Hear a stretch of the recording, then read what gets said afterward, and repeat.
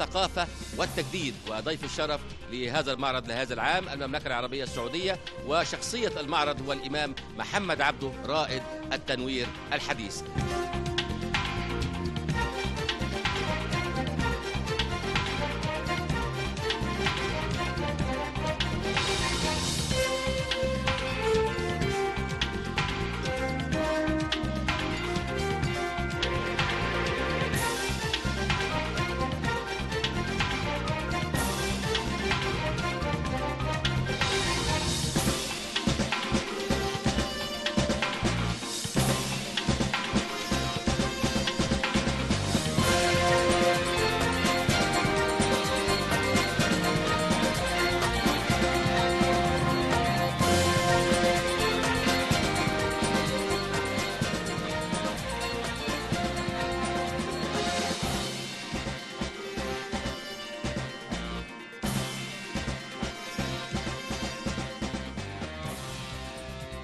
معنا الأستاذ ممدوح بدوي مدير عام المعارض بمعرض القاهرة الدولي للكتاب.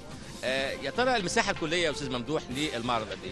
هي المساحة الكلية بالنسبة للمعرض 80,000 متر تقريبا، احنا مستغلين منها 50,000 متر على مساحة المعرض كله.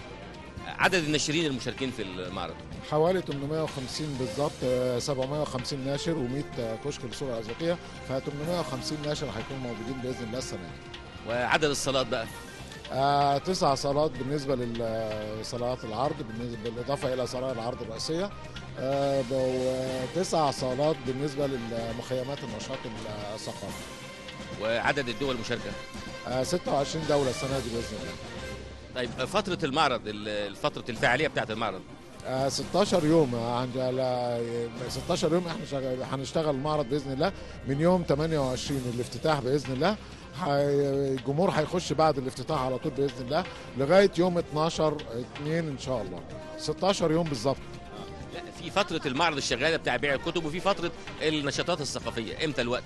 لا، هو الوقت بالنسبه لصالات البيع من 10 صباحا لغايه الساعه 7، بس النشاط الثقافي هيستمر لغايه الساعه 9 مساء ان شاء الله.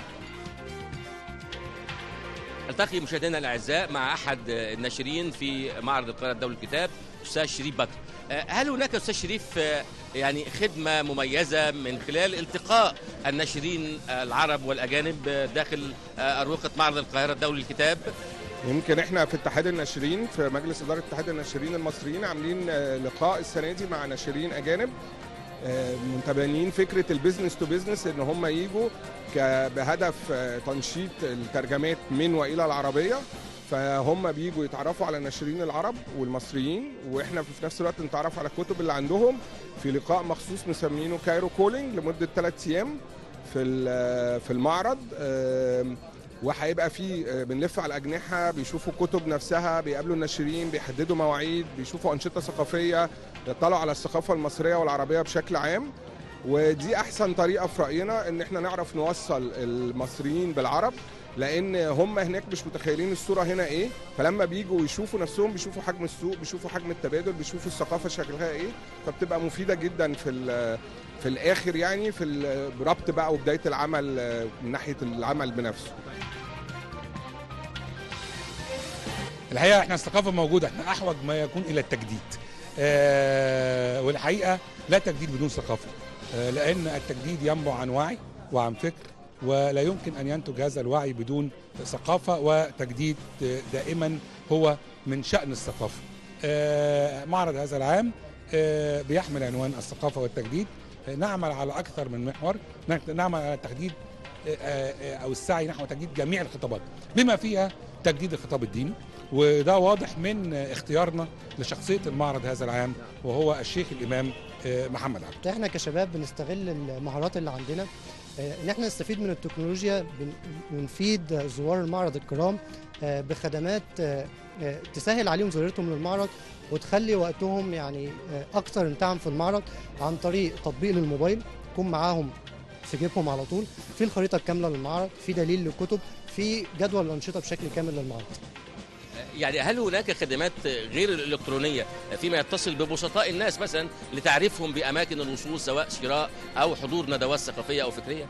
هو احنا بنعتمد ان في تقريبا 50% دلوقتي من المصريين شايلين هواتف ذكيه، فتركيزنا عليهم، بس في نفس الوقت هيكون عندنا ان شاء الله نقط او نقدر نقول عليها اكشاك استعلامات بنساعد منها الناس اللي معاش موبايلات ان هي تيجي تسالنا ونساعدهم يوصلوا للحاجه اللي هم عايزينها.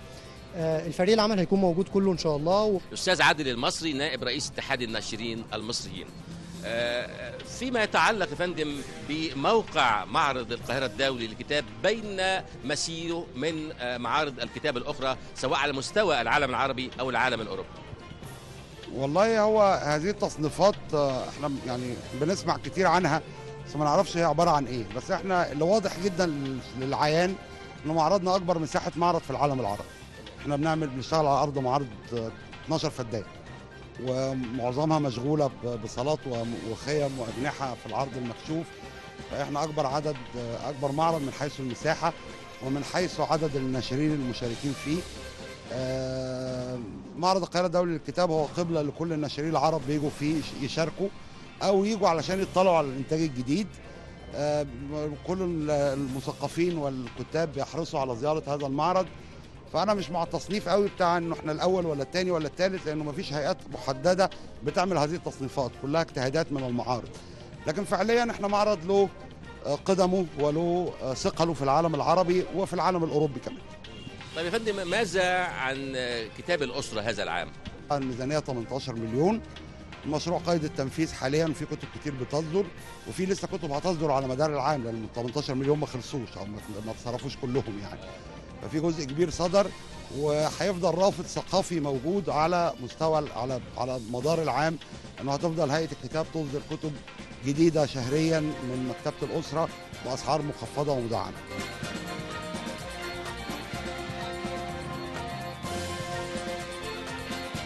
مصر تتجه نحو التغيير، ولن يحدث التغيير بدون وعي وبدون الفكر وبدون الثقافة. شكرا لكم مشاهدينا الأعزاء، وإلى اللقاء وجولة قادمة من كاميرا الأولى.